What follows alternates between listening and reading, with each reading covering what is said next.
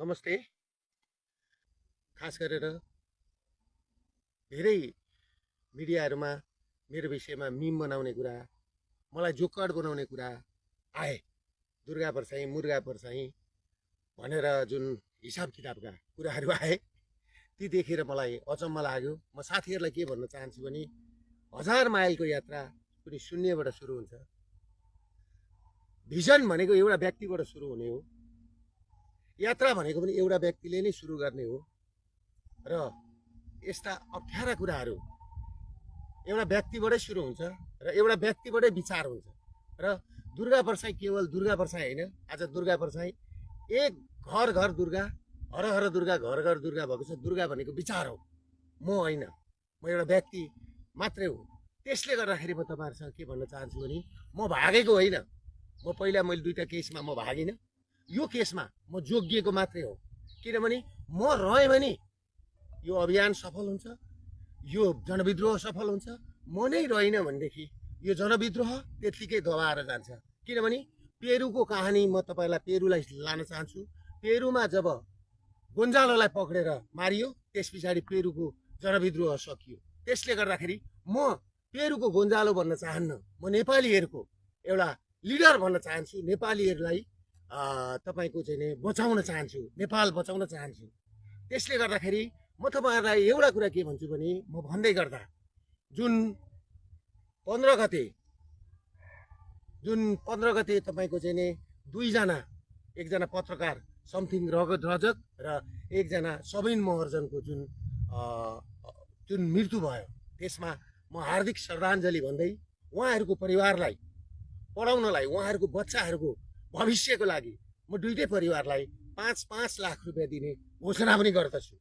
म यहाँबाट निस्केर आइसकेपछि म उहाँहरूलाई 5-5 लाख रुपियाँ पैसा, किनभने जसको गोलीले पनि मान्छे मर्नु हुँदैन थियो, मान्छे मरे।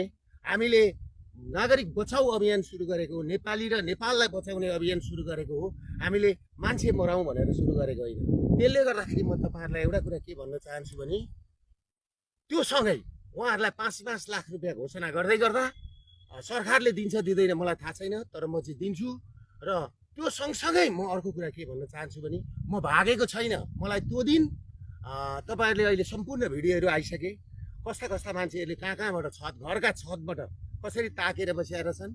र केही मेन स्ट्रिमका मिडिया, 12 भाइ मिडिया, जो युरोपियन युनियनको पैसाबाट चलेका छन्, यिनीहरूको काम हिजोदेखि के भयो भन्दाखेरि युएसआइडी र युरोपियन युनियनको पैसा खाएर देशमा तपाईँको चाहिँ धर्म परिवर्तन गराउने, हिन्दू शब्द हटाउने, धर्मसापेक्ष मुलुकलाई धर्मनिरपेक्ष बनाउने र हिन्दूको विकल्पमा अरू धर्महरू ल्याएर हाम्रो देशलाई नाश गरियो। त्यसले गर्दाखेरि धर्म रक्षते रक्षत भन्छ।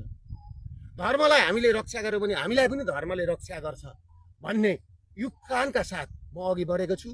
त्यसले गर्दाखेरि म सम्पूर्ण लघुवित्त पीडित, सहकारी पीडित, ब्याङ्क पीडित, ब्याङ्कबाट कालो सूचीमा पर्नुभएका नेपाली दाजुभाइहरूलाई, जो सहकारीमा डिपोजिट गर्ने 15 लाख परिवार छन्, ब्याङ्कबाट ब्ल्याक लिस्टमा कालो सूचीमा पर्ने 5 लाख परिवार छन्, र अरू ब्याङ्क र सहकारीबाट 20 लाखदेखि 22 लाख परिवार जोखिममा छ। उनीहरूको घर जग्गा जमिन सबै लिलाम हुँदैछ र उनीहरू सुकुम्बासी बनेर उनीहरू मुङलान जानुपर्ने स्थिति र विदेश हिँड्नुपर्ने स्थिति छ। त्यो स्थितिको अन्त्य गर्नलाई मैले यो लडाइँ सुरु गरेको हो। त्यसले गर्दाखेरि वैदिक सनातन हिन्दू राज्यसहित राष्ट्र संस्थाको स्थापित गरौँ भनेर म लागेको मान्छे हुँ। म भाग्न जन्मेको होइन, तर म विवश भएर, किनभनेदेखि प्रचण्ड, केपी ओली दुईजना बसेर अरू एकजना राजावादी हुँ भन्ने पार्टीकै व्यक्ति बसेर, म यो भोलि पर्सि सार्वजनिक गरौँला, उहाँहरूको एउटा डिसिजन के भयो भन्दाखेरि 15 गतेको आन्दोलनलाई डिसमिस बनाउनुपर्छ र दुर्गा परसाईलाई चाहिँ एउटा पागल जस्तो बनाउनुपर्छ, जोकर बनाउनुपर्छ र दुर्गा परसाईबाट यो आन्दोलन हुँदैन भनेर जुन नेतृत्व हत्याउने कोसिस नेपालमा भइरहेको छ, त्यसमा तपाईँहरू नलाग्नु होला। सम्पूर्ण नेपालीहरूलाई के भन्छु भने, अब अरू ऊर्जाका साथ, अरू उमङ्गका साथ, नयाँ भविष्यका साथ, नयाँ योजनाका साथ म आउँदैछु।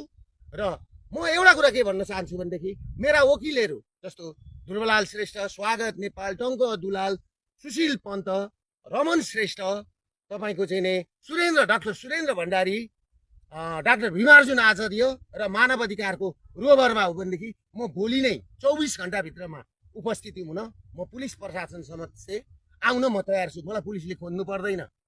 काहीँ इन्डिया भागो भनेको छ, कहाँ भागो भनेको छ, म कहीँ भागेको छुइनँ। म नेपालमै छु, कुनै ठाउँमा छु र म सार्वजनिक हुन्छु। र म तपाईँलाई के भन्न चाहन्छु भने मेरो जीवनको तपाईँहरू ग्यारेन्टी गर्नुहुन्छ र मानव अधिकार र वकिलहरूको रोभरमा, अघि मैले नाम भनेका वकिलहरूको रोभरमा हो भनेदेखि म 24 घन्टाभित्रमा उपस्थित हुन तयार छु।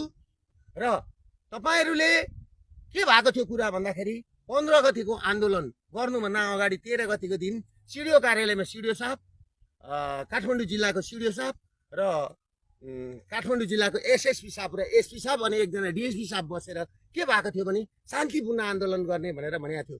तर हामी स्टेजमै पुग्न नपाइकन हाम्रो र म स्टेजमा पुग्नुभन्दा 15 मिनट अगाडि नै तपाईँको चाहिँ घरका छतबाट टियर ग्यास गोली बर्साइए र नेसनल गाना, नेसनल एन्थम जस्तो तपाईँको राष्ट्रिय गान गाउँदै तपाईँको चाहिँ नि त्यहाँ टियर ग्यासहरू खस्न थाले। भनेपछि यो आन्दोलनलाई उग्र बनाउने काम कसले गरेको? पुलिस प्रशासनले हो। म सिडिओ साहबलाई प्रश्न गर्न चाहन्छु। भ्यालीका एसपी साहब, एसएसपी साहबलाई मैले भनेको थियो शान्तिपूर्ण गरौँ, शान्तिपूर्ण गर्ने भनेर मैले भन्दै तपाईँहरूले किन गोली बर्साउनु भयो? तपाईँहरूले टियर ग्यास किन हान्नुभयो त्यो राष्ट्रिय गान बसेको ठाउँमा? त्यसले गर्दा यसको जिम्मेवारी काठमाडौँका सिडिओ, काठमाडौँका एसएसपी र काठमाडौँ चलाउने हाँक्नेले यसको जिम्मेवारी लिनुपर्छ। र तपाईँले अर्को कुरा के बुझ्नुहोस् भनेदेखि यो के भन्छ, डेट एक्सपायर भएका अश्रु ग्यास फ्याँकिया छन्। किन फ्याँकिए डेट एक्सपायर भएका अश्रु ग्यास? किनभने हाम्रो प्लान के थियो भने त्यो दिन हामी घोषणा सभा थियो। हामीले 3:46 हाम्रो घोषणा सभा गरेर हामीले एउटा अल्टिमेटम दिएर अनि हामी बिदा हुने भनेर हामीले सबै कुरा मिलाएर आएको ठाउँमा तपाईँहरूले पहिल्यै गोली घरमा मान्छे चढाएर गोली पड्काएर तपाईँको चाहिँ नि अश्रु ग्यास फ्याँकेर तपाईँहरूले जुन काम गर्नुभएको छ यो उत्पीडन सर्वहारा वर्ग भुइँ मान्छे जो पीडित छन्, ब्याङ्कले थिचोमिचो परेर लघुवित्त सहकारीबाट चाहिँ नि घरबार विहीन भएका मान्छेमाथि जुन तपाईँहरूले बर्बर चाहिँ अत्याचार गर्नुभएको छ त्यसको त क्षम्य हुने स्थिति छैन। आज बम्बईका कोठीदेखि भारतका विभिन्न कोठीहरूमा नेपाली चेलीहरूले कसरी पठाएको पैसा त्यो पनि रेमिटेन्स, त्यो पनि तपाईँहरू तस्करहरूकै खल्तीमा गएको छ। र खाडी मुलुकमा नारकीय जीवन बिताएका हाम्रा दाजुभाइ चेलीबेटीहरूको पैसो रेमिटेन्स तपाईँहरूकै खातामा गएको छ। त्यसले गर्दाखेरि यसको अन्त्य गर्न जरुरी छ भनेर म लागेको मान्छे हुँ। म नेपाल र नेपालीको लागि लागेको मान्छे हुँ। त्यसले गर्दाखेरि तपाईँहरू एउटा कुरा के बुझ्नुहोस् भने म पुलिस प्रशासनलाई पनि संयम हुन र मलाई खोज्नु पर्दैन। म आइजी साहबलाई यहीँबाट भन्छु, म तपाईँलाई राम्रो चिन्दछु, तपाईँ राम्रो क्याडर हो।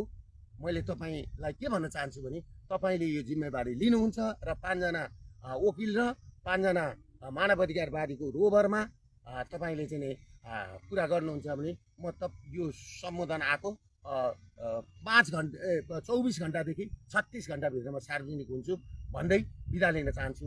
नमस्ते।